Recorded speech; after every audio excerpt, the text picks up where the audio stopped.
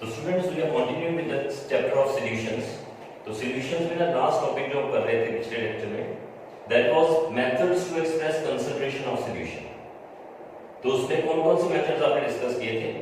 तो कंसंट्रेशन का मतलब कितना सॉल्यूट कितने सॉल्वेंट में डिसॉल्व करो तब सॉल्यूशन बनेगा। तो डिफरेंट मेथड जो हमने डिस्कस करे थे, परसेंटेज मेथड पार्ट्स पर 100 कहा था इसको, स्ट्रेंथ पार्ट्स पर 1000 कहा था, पार्ट्स पर मिलियन, पार्ट्स पर बिलियन। फिर इसके बाद हमने टॉपिक किया था मोलैरिटी। तो मोलैरिटी के मैंने कुछ फॉर्मूले लिख दिए थे पिछली बार। मोलैरिटी का फॉर्मूला क्या था? Number of moles per litre of solution था। तो नंबर ऑफ मोल्स का मतलब given mass by molar mass था। वॉल्यूम लीटर में होना चाहिए था इसमें। तो वॉल्यूम अगर ml में है तो उसको लीटर में कन्वर्ट करने के लिए 1000 का फैक्टर लगा दिया। वेट बाय वॉल्यूम 1000 को क्या बोल दिया आपने? स्ट्रेंथ। तो स्ट्रेंथ का कांसेप्ट क्या था? Percentage weight by volume into 10। और मैंने स्ट्रेंथ को परसेंटेज वेट बाय वेट करना हो तो साथ में क्या लगेगा? डेंसिटी। तो ये सारे फॉर्मूलेज आप रिलेट कर चुके थे पिछले लेक्चर में। तो continue with that, number of moles को क्या बोला था हमने? Molarity into volume. वॉल्यूम किसमें होना चाहिए था? लीटर्स में। अगर वॉल्यूम ml में है तो लीटर्स में कन्वर्ट करोगे ना, तो 1000 का फैक्टर लगा दिया। अगर आप कन्वर्शन सपोज वॉल्यूम को ml में रहने दो तो that becomes m into v। तो molarity it is volume in ml, it is number of millimoles. तो एक चीज और कही थी कि molarity is a better method to express concentration. Answer is no, क्योंकि molarity is temperature dependent, it is not a better method to express concentration. तो molarity volume और टेंपरेचर का क्या रिलेशन था? टेंपरेचर बढ़ाओगे वॉल्यूम बढ़ेगा, मोलैरिटी कम हो जाएगी, तो मतलब मोलैरिटी डिक्रीज करेगी विद इंक्रीज इन टेंपरेचर। तो इसलिए हमने कहा था कि 0 डिग्री सेल्सियस पे कितनी मोलैरिटी है? उस 1 molar solution at 0 degree Celsius का नाम क्या रखा था हमने? 1 ml। तो ये तो सारा ना लास्ट लेक्चर का जो था उसके साथ मैंने कंटिन्यू करने के लिए लिंक बनाया।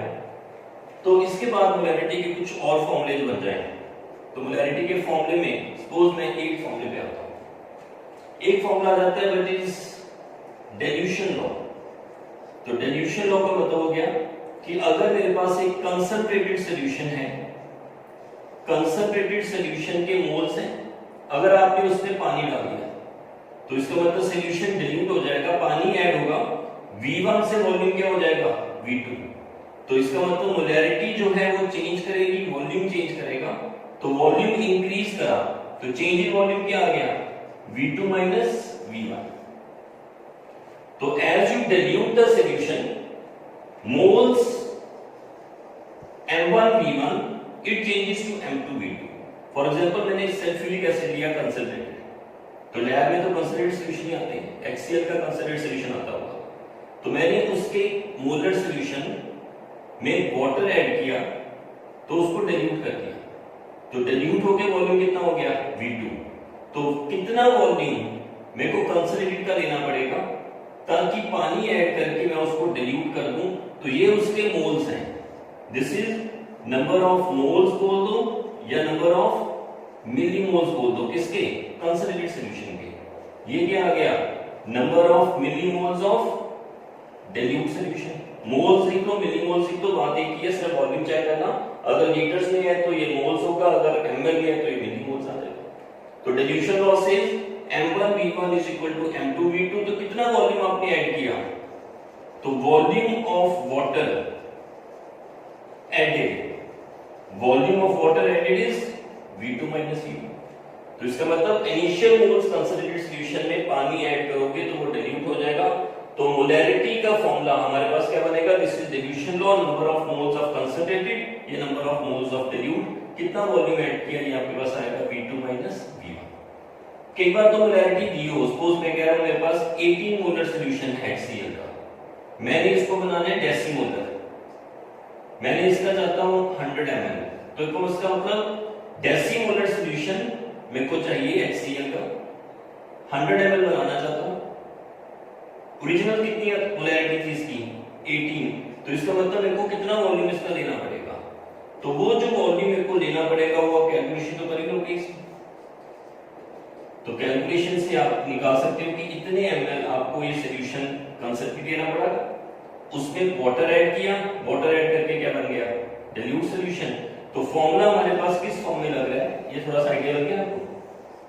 तो concentrated solution is diluted to form a dilute solution. तो ये मैंने अपनी तरफ से माना है कि मैं डेसीमोलर सॉल्यूशन बनाना चाहूंगा।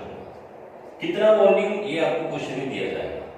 तो क्वेश्चन किस फॉर्म में आ रहा है, व्हाट वॉल्यूम ऑफ, क्वेश्चन किस फॉर्म में आएगा, जैसे आ जाए what volume of 18 molar HCl is required to prepare 100 ml of 0.1 molar HCl।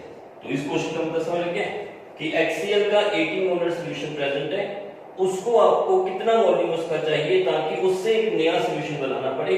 तो वो नया सॉल्यूशन है 0.1 मोलर, उसका वॉल्यूम कितना है आपके पास 100 है। क्लियर है? तो इसी को ना मॉडिफाई करके जैसे क्वेश्चन आ सकता है what volume of 95% sulphuric acid. अब आपको कंसंट्रेटेड सॉल्यूशन दे दिया 95% सल्फ्यूरिक एसिड, इसकी डेंसिटी दे रखी है suppose 1.25 gram per is needed to prepare 100 ml of 15% sulphuric acid जिसकी डेंसिटी है सपोज 1.1 ग्राम पर। तो क्वेश्चन को क्या आ रहा है, अब चेक करो ना कि हमारे पास सल्फ्यूरिक एसिड ही तो है। ये सल्फ्यूरिक एसिड कैसे पता चला कि फॉर्मूला आपको डिल्यूशन लॉ लगाना है कि कंसंट्रेटेड सॉल्यूशन सल्फ्यूरिक एसिड का पानी डाल के बना तो सल्फ्यूरिक एसिड है ना, तो अब ये कंसंट्रेट से क्या बन गया, डाइल्यूट। तो कंसंट्रेटेड से डाइल्यूट बनेगा, सॉल्यूशन वही रहेगा, सिर्फ उसकी स्ट्रेंथ कम हो जाएगी। तो इसका मतलब इस क्वेश्चन को सॉल्व करने के लिए आपके पास न्यूमेरिकल का फॉर्मूला क्या लगेगा, apply the formula m1v1 m2v2। एक तरफ कंसंट्रेटेड सॉल्यूशन आ गया सल्फ्यूरिक एसिड का, एक तरफ क्या आ गया, डाइल्यूट सॉल्यूशन। तो इसका मतलब मेरे को पहले m1 की वैल्यू निकालनी पड़ेगी। तो m1 की वैल्यू क्या निकालूंगा मैं, m1 की वैल्यू मेरे को देखो परसेंटेज दे रखी है, डेंसिटी दे रखी है, कौन सी परसेंटेज है, 95% सल्फ्यूरिक एसिड बाय वेट, ये क्वेश्चन में दिया हुआ है 15% सल्फ्यूरिक एसिड बाय वेट। तो अगर आपके पास 95% सल्फ्यूरिक एसिड बाय वेट दिया तो देखो डायरेक्टली भी फॉर्मूला लगा ही सकते थे। अगर तो ये ऑब्जेक्टिव में क्वेश्चन आ जाए तो इसका मतलब ये m1 आ जाएगा, m2 की वैल्यू क्या आ गई, this is 15 into 10 into density 1.1 divided by molecular weight, ये कितना था 95 into 10 into 1.25 डिवाइडेड बाय 90। तो इसका मतलब मेरे पास कंसंट्रेटेड और डाइल्यूट दो तरह के सॉल्यूशन आ गए। तो दोनों की अगर वैल्यू मेरे को निकालनी हो तो अगर सपोज इसकी मैं कैलकुलेशन करूं तो ये बन गया 95 into 10। वैसे आप तो कोशिश करो कि इसकी कैलकुलेशन खुद ही किया करो, but just for the sake की टाइम थोड़ा सा सेव हो जाए। तो 95 into 10 into 1.25, तो ये मेरे पास बन गया 11.87 डिवाइडेड बाय 98 भी करके साथ ही इसको, तो डिवाइडेड बाय 98, तो ये बन गया अप्रोक्सीमेटली 12.17 मोलर। तो ये मेरे पास आ जाएगा इस तरह से। अब इसकी मोलैरिटी निकालो तो ये आ जाएगा आपके पास, तो मोलैरिटीज आप इसकी निकालने के बाद तो ये मेरे पास आ गया 1.16 मोलर। तो इसका मतलब मेरे पास एक कंसंट्रेटेड सॉल्यूशन आ गया, एक डाइल्यूट सॉल्यूशन आ गया। कितना सॉल्यूशन बनाना है वो मेरे को दिया हुआ है, तो इसका मतलब मेरे को V2 की वैल्यू दी हुई है क्वेश्चन में, V1 की वैल्यू आपको निकालनी है, M1 आपके पास आ चुका है अप्रोक्सीमेटली दिस थिंग, तो M2 की वैल्यू आपके पास 1.6 है। तो अब आपके पास फॉर्मूला लग जाएगा M1V1 M2V2। तो कैलकुलेशन आप खुद ही करना कोशिश करो कि हमने जो कैलकुलेटर यूज किया, but that is not allowed in your CBSE board and competition में तो बिल्कुल नहीं अलाउड होता। तो आप इसकी कैलकुलेशंस खुद ही करोगे। तो ये मेरे पास, ये अपने पास V1 की वैल्यू आप यहां से निकाल सकते हैं। तो इसका मतलब आपका ये फॉर्मूला किस तरह से अप्लाई होगा, आइडिया लग गया। तो डाइल्यूशन लॉ सेज कि आपके पास एक कंसंट्रेटेड सॉल्यूशन है, कंसंट्रेटेड सॉल्यूशन में आपको पानी डालना है, तो पानी डाल के वो डाइल्यूट होगा, डाइल्यूट होके आपको निकालना क्या था कि कंसंट्रेटेड का कितना वॉल्यूम दिया जाए ताकि वो डाइल्यूट बनाया जा सके। एक मेरे को स्ट्रेंथ बोल दो, मोलैरिटी बोल दो, या मेरे को परसेंटेज बोल दो, दूसरे की स्ट्रेंथ, परसेंटेज, मोलैरिटी कुछ भी दियो, तो एक परसेंटेज दे रखी थी, मोलैरिटी निकाल दी, परसेंटेज दे रखी थी, मोलैरिटी निकाल दी। वॉल्यूम चाहिए था, कितना वॉल्यूम मेरे को देना पड़ेगा, तो वॉल्यूम कितना मेरे को यूज करना पड़ा, व्हाट इज डिल्यूशन, तो वॉल्यूम ऑफ वाटर एडेड कितना हो गया, कितना वाटर मैंने इसका ऐड किया, this is V2 minus V1, तो ये मेरे पास आ गया 100, इसकी कैलकुलेशन करना जितनी भी है सपोज x, तो यहां से आप निकालना कितना वाटर आपने ऐड किया।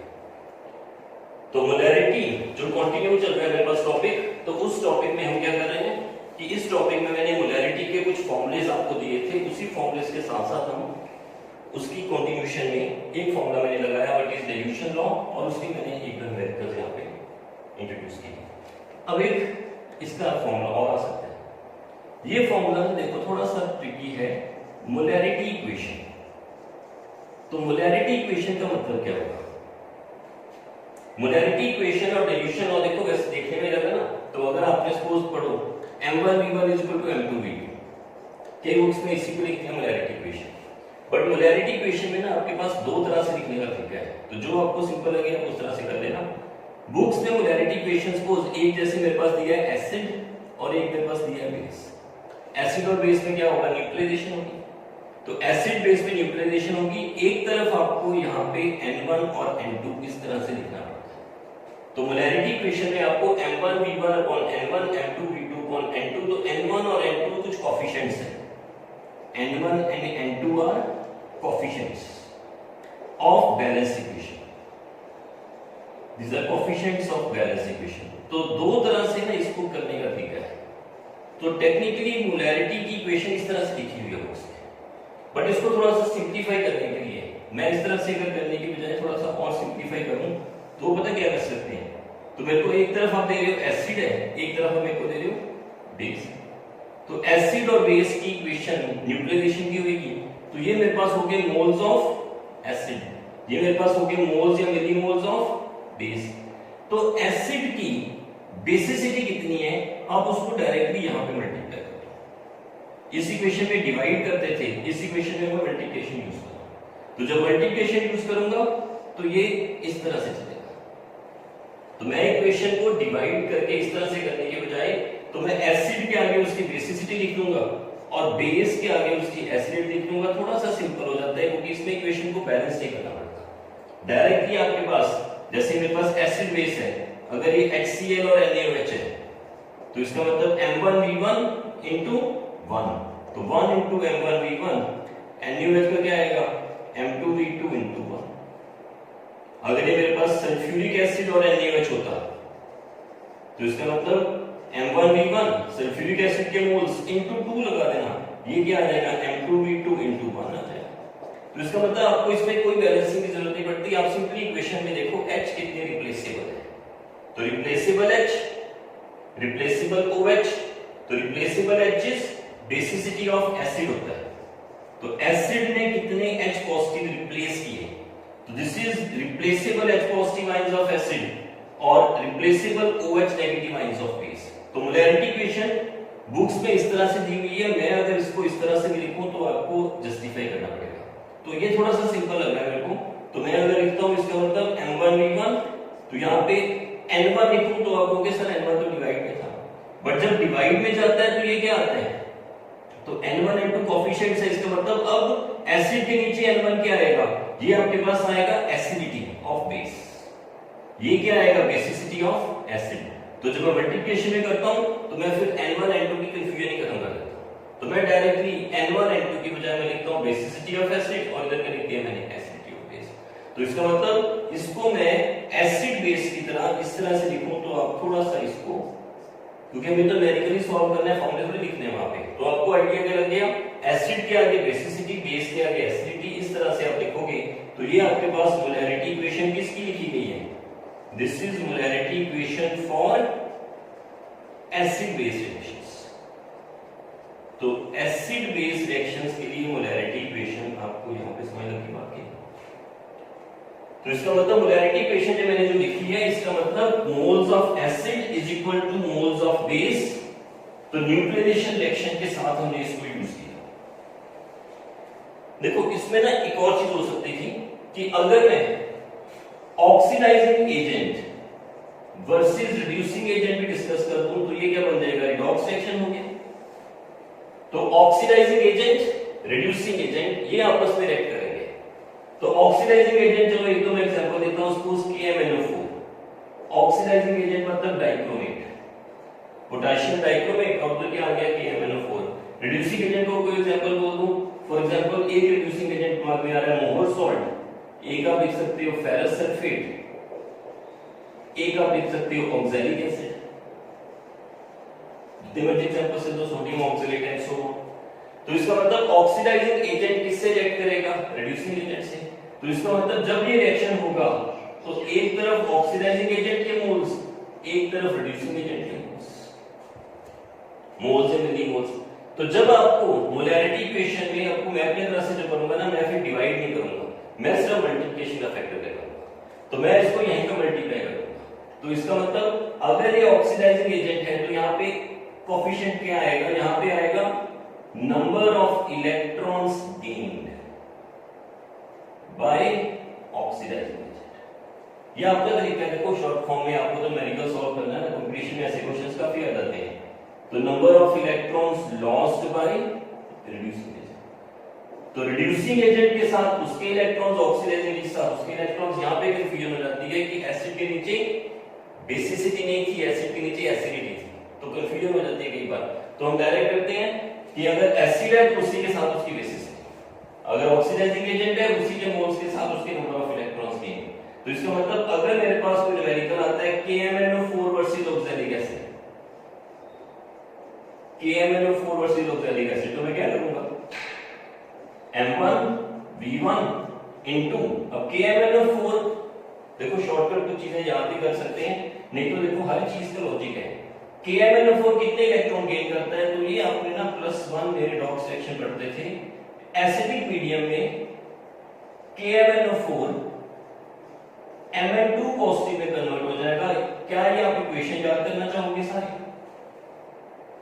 लॉजिक तो पता चल गया कि जब KMnO4 एसिडिक मीडियम में कन्वर्ट हुआ Mn2 पॉजिटिव में, इसका मतलब चेंज इन ऑक्सीडेशन स्टेट कितनी हुई, 5 की। तो इसका मतलब इसने 5 इलेक्ट्रॉन्स गेन किए। या तो ये इक्वेशन याद कर रहे हैं। डाइक्रोमेट चेंज करता है किसमें, क्रोमियम 3 पॉजिटिव में, ये 6 इलेक्ट्रॉन गेन करता है। इसकी ऑक्सीडेशन स्टेट देखो क्या आएगी, एक्सपोर्ट करना आता है ना, एक्सपोर्ट करो तो क्या आएगा 2x, 7 2 जा -14 -2, 2x equal to 12, x equal to +6 हो गया। तो ये +6 आ गया x, +6 से +3 कितना चेंज हुआ, 3 का। तो चेंज 3 का हुआ एक एटम के लिए, क्योंकि इसमें 2 एटम्स हैं, तो टोटल चेंज कितना हो गया, 6 इलेक्ट्रॉन्स का। तो बैलेंसिंग करने के लिए ये कोएफिशिएंट्स याद किए होते हैं तो बेटर है, क्योंकि कई चीजें मौके पे देखो, ये क्वेश्चन अगर ऑब्जेक्टिव में है तो इतनी चीजें हमें उस टाइम पे यूज करनी पड़ती है। तो रिडॉक्स रिएक्शन में ऑक्सीडाइजिंग एजेंट आपके पास दो हैं, KMnO4 और डाइक्रोमेट। ये 5 इलेक्ट्रॉन्स गेन करता है, ये 6 इलेक्ट्रॉन्स गेन करता है। कोई भी न्यूमेरिकल आए तो KMnO4 के आगे कितने इलेक्ट्रॉन्स डाल देना, 5, डाइक्रोमेट में कितने इलेक्ट्रॉन्स डाल देना, 6। अगर याद ही कर लो तो इसका मतलब जब भी KMnO4 आएगा तो 5 लग जाएगा। और अगर इधर ऑक्सैलिक एसिड है तो ऑक्सैलिक एसिड में क्या आएगा, oxalic acid C2O4 2 negative oxalic ion लिख देना, तो ये 2 इलेक्ट्रॉन्स लूज करता है। तो इसका मतलब जहां पे भी आपको ऑक्सैलिक एसिड आए, वैसे ऑक्सैलिक एसिड की बेसिसिटी 2 होती है, बट अब जब ऑक्सैलेट आयन चेंज करेगा, इसका भी x निकाल लोगे, इसका x आता है +3, चेक करना, ये आता है +4, +3 से +4 कितना चेंज हुआ, 1 का, एक एटम के लिए। 2 एटम्स के लिए कितना हो गया, 2 का। तो ऑक्सैलेट जब भी आएगा तो कितने इलेक्ट्रॉन्स डालोगे, 2। अगर आपके पास मोहर सॉल्ट आया, मोहर सॉल्ट का फॉर्मूला पता है, देखो हर चीज, कितनी चीजें पता होनी चाहिए आपको। तो इसका मतलब हर चीज के बारे में कुछ ना कुछ आइडिया लगेगा, तभी तो आप आगे जाओगे। नहीं तो देखो कुछ ना कुछ चीजें अगर टीम में आपको पता हो तो देखो पता चल रहा है मोहर सॉल्ट में Fe होता है, फेरस। फेरस की स्टेबल ऑक्सीडेशन स्टेट क्या आती है, फेरिक। तो मैंने ये सारी चीजें समझा दी, नहीं तो अगर देखो थोड़ी सी चीजें रूटीन में याद हो जाए तो मैं क्या लिखूंगा, KMnO4 जहां पे भी आ गया 5, डाइक्रोमेट जहां पे भी आ गया 6, मोहर सॉल्ट जहां पे भी आ गया 1 इलेक्ट्रॉन, फेरस सल्फेट फेरिक में कन्वर्ट होगा 1 इलेक्ट्रॉन, ऑक्सैलिक एसिड के 2 इलेक्ट्रॉन्स। अब कोई भी न्यूमेरिकल आ जाए 1 सेकंड में न्यूमेरिकल सॉल्व होगा। तो क्या करना है, KMnO4 वर्सेस ऑक्सैलिक एसिड, इसका मतलब M1V1 M2V2, तो इसका मतलब 2। अब न्यूमेरिकल सॉल्व हो गया, आपको M1V1 M2V2 में से 3 चीजें गिवन होगी, एक चीज निकाल दें। तो इसका मतलब KMnO4 वर्सेस ऑक्सैलिक एसिड समझ लग गया। तो न्यूमेरिकल तो हम बना ही लेंगे, बट एक जनरल फॉर्मेट में M1V1 M2V2 क्वेश्चन में गिवन होंगे, एक चीज मिसिंग होगी, बाकी सब चीज गिवन होगी। N1 और N2 की वैल्यूज हमें खुद निकालनी है।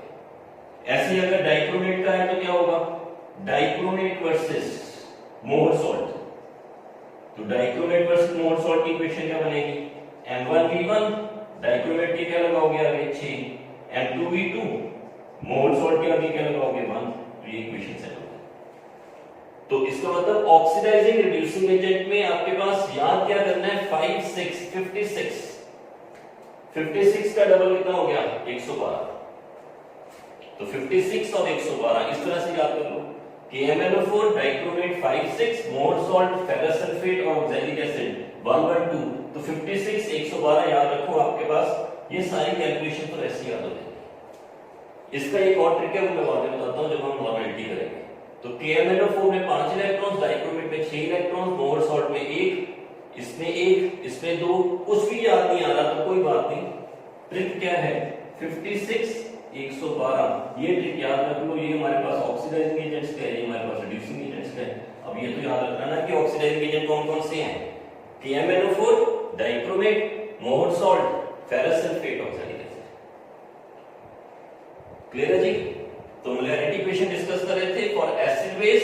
एसिड में क्या आएगा बेसिसिटी, बेस में क्या आएगा एसिडिटी, मल्टीप्लिकेशन फैक्टर यूज किए। तो न्यूमेरिकल कोई भी आ जाए तो आपको 4 चीजों में से 3 चीजें गिवन होती हैं, आपको एक अननोन चीज निकालनी होती है। तो इसका मतलब ये तो प्रेडिक्शन लॉ था। तो ये ऑक्सीडाइजिंग रिड्यूसिंग एजेंट का कांसेप्ट आए तो न्यूमेरिकल्स फॉर्म करेंगे, बट न्यूमेरिकल्स का बेस क्लियर हो तो न्यूमेरिकल्स तो हो गया।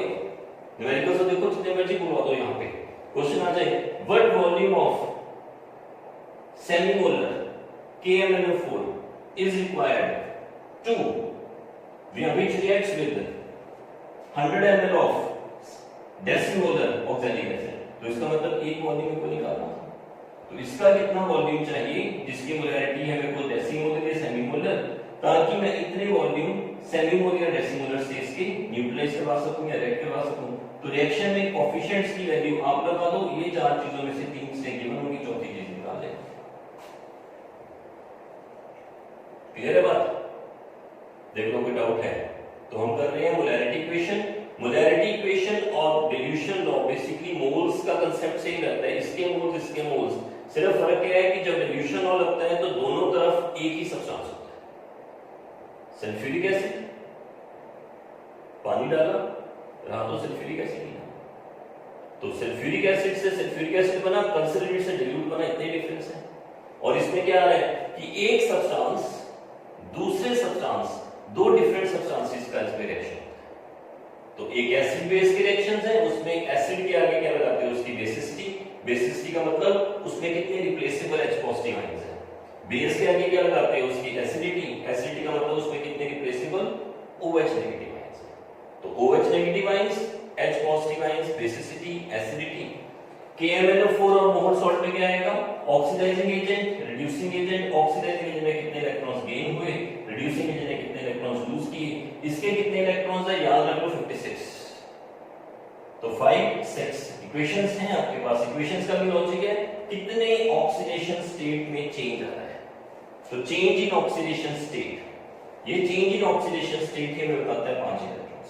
बैलेंसिंग करना +1 में आप करते थे, तो +6 से +3 ये हमारे पास 6 इलेक्ट्रॉन्स का चेंज आ रहा है। ऑक्सीडेट से कार्बन डाइऑक्साइड 2 इलेक्ट्रॉन्स का चेंज, फेरस से फेरिक, इसका मतलब ये दोनों फेरस से फेरिक पे आएंगे। 56 और 112 ये आपको चीज समझ आ जाए तो आई थिंक आप इसको रिलेट कर पाओगे। ठीक है, तो अब हमारे पास मोलैरिटी ये भी डिस्कस हो रहा है, मैं काफी इन डेप्थ में जा रहा हूं, इसको हर टॉपिक को डिस्कस किया जा रहा है इसमें। तो फॉर्मूले मैंने इतने करवा देने हैं कि आपका चाहे नॉर्मल हो या बोर्ड की स्टडीज या कॉम्पिटिशन में बैठे हो तो आपको सिर्फ फॉर्मूला वहां पे थोड़ा सा स्ट्राइक कर जाए तो आपका न्यूमेरिकल निकल जाएगा। जैसे सपोज करो कई बार आता है molarity of solution on mixing, molarity of solution on mixing भी करने हैं। तो मिक्सिंग किसकी करनी है, ये पहले भी करवाया जा सकता था टॉपिक से। तो मिक्सिंग करनी है सिमिलर सॉल्यूशंस भी, तो इसका मतलब मैं 2 या 3 एसिड मिक्स कर रहा हूं, मिक्सिंग एसिड विद एसिड या मिक्सिंग बेस विद बेस। तो 2 एसिड या 2 बेस आपस में, ये एसिड एसिड मिक्स है, ये बेस बेस मिक्स है, इसका मतलब और मिक्सिंग सिमिलर सॉल्यूशंस। अगर सिमिलर सॉल्यूशंस को मिक्स करोगे तो क्या होगा, एक दूसरा दोनों में इसके कितने मोल्स हैं M1 V1, इसके कितने मोल्स हैं M2 V2। ये भी तो एसिड ही है H पॉजिटिव, ये भी तो एसिड ही है H पॉजिटिव, दोनों को मिक्स करोगे तो नेचुरली क्या होगा, वॉल्यूम ऐड हो जाएगा। तो टोटल मोल्स क्या हो जाएंगे M1 V1 M2 V2, total volume कितना हो जाएगा V1 V2। तो इसका मतलब ये इनिशियल मोल्स, ये इसके मोल्स, दोनों मोल्स को मिक्स किया, ये क्या बन गया टोटल मोल्स, और ये क्या बन गया टोटल वॉल्यूम। तो टोटल मोल्स टोटल वॉल्यूम, तो ये क्या बन गया टोटल मोलैरिटी। तो what is molarity of solution on mixing, तो molarity of solution on mixing is M1 V1 plus M2 V2 divided by V1 plus V2। तो molarity of solution on mixing का concept आपके पास यहां से आ सकता है। तो अगर एसिड्स हो या बेस हो तो आप इसको रिलेट कर सकते हो। सिमिलरली अगर आपके pass on mixing acid with base, acid और बेस को मिक्स करोगे तब क्या होगा, तो इसका मतलब एसिड और बेस को मिक्स करोगे तो क्या होगा, तो मैं कह रहा हूं मोल्स या मिलीमोल्स ऑफ एसिड, मोल्स या millimoles of acid MAVA, volume ml में आएगा। Millimoles of base, millimoles of base MBVB। तो अब देखो 3 कंडीशंस ही बनती है, मोल्स एसिड और बेस की मिक्सिंग से या तो एसिड के मोल ज्यादा हुए, केस 1, एसिड के मिलीमोल्स बेस के मिलीमोल्स से ज्यादा है तो नेट क्या होगा, सॉल्यूशन एसिडिक हो जाएगा। तो अगर सॉल्यूशन एसिडिक है तो रिजल्टिंग मोलैरिटी क्या होगी, रिजल्टिंग मोलैरिटी ऑफ सॉल्यूशन। तो अगर ये एसिडिक है तो क्या आएगा, रिजल्टिंग मोलैरिटी आएगी MAVA MBVB। वॉल्यूम तो देखो ऐड ही होगा ना, 2 बीकर्स में, एक में एसिड एक में बेस, ऐड करके वॉल्यूम तो ऐड ही होगा। हाँ, एसिड के मोल्स बेस के मोल्स को न्यूट्रलाइज करके नेट मेरे पास सॉल्यूशन में क्या आएगा, H पॉजिटिव आयंस नजर आएंगे आपके पास। और अगर ये सॉल्यूशन में MAVA और MBVB में से अगर MAVA ज्यादा हुआ तो सॉल्यूशन एसिडिक, अगर मिलीमोल्स ऑफ बेस ज्यादा हुए तो रिजल्टिंग मोलैरिटी क्या आएगी, resulting molarity of which solution now, resulting molarity of basic solution. तो ये क्या बन जाएगा MBVB minus MAVA divided by VA plus VB। तो न्यूमेरिकल्स आ सकते हैं इस तरह के। तो molarity of resulting solution on mixing, mixing में क्या आएगा, एसिड एसिड मिक्स किया, बेस बेस मिक्स किया तो प्लस कर देना, एसिड बेस किया तो माइनस कर देना। और अगर ये न्यूट्रल सॉल्यूशन हो जाता, दोनों के मिलीमोल्स क्या होते फिर बराबर हो जाते। तो अगर दोनों के मिलीमोल्स बराबर हो जाते तो सॉल्यूशन क्या था, न्यूट्रल, तो पीएच क्या आ गया 7। तो इसका मतलब ये मोलैरिटी इक्वेशन ही बन गई है। तो सिंपल मोलैरिटी इक्वेशन में इसका मतलब बेसिसिटी और एसिडिटी फैक्टर लगाओगे तो हमारे पास वो इक्वेशन उसी फॉर्म में चली जाएगी। तो वो इक्वेशन का ओरिजिन कहां से था, यहीं से था ना। तो एसिड और एसिड को मिक्स किया तो प्लस कर देना, बेस और बेस को मिक्स किया तो प्लस कर देना, एसिड और बेस को मिक्स किया तो रिजल्टिंग सॉल्यूशन में एसिड ज्यादा हो सकता है या बेस ज्यादा हो सकता है या बराबर हो सकते हैं। 3 कंडीशंस है। अगर एसिड ज्यादा है तो millimoles of acid minus millimoles of base total volume, base ज्यादा millimoles of base minus millimoles of acid total volume. तो डिल्यूशन मतलब न्यूट्रल आ जाए तो दोनों के मिलीमोल्स क्या हो गए